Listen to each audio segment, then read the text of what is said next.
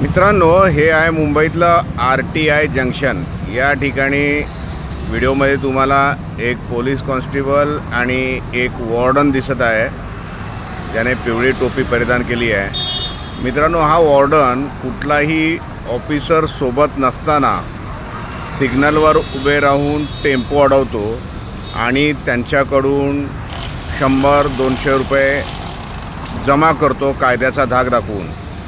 काल एका टेम्पोवाल्याला यानं असंच अडवलं असता मी त्याला हटकलं आणि जाब विचारला, तो निरुत्तर झाला। शेवटी मी त्याला गावदेवी पोलीस स्टेशनमध्ये जाऊन गेलो।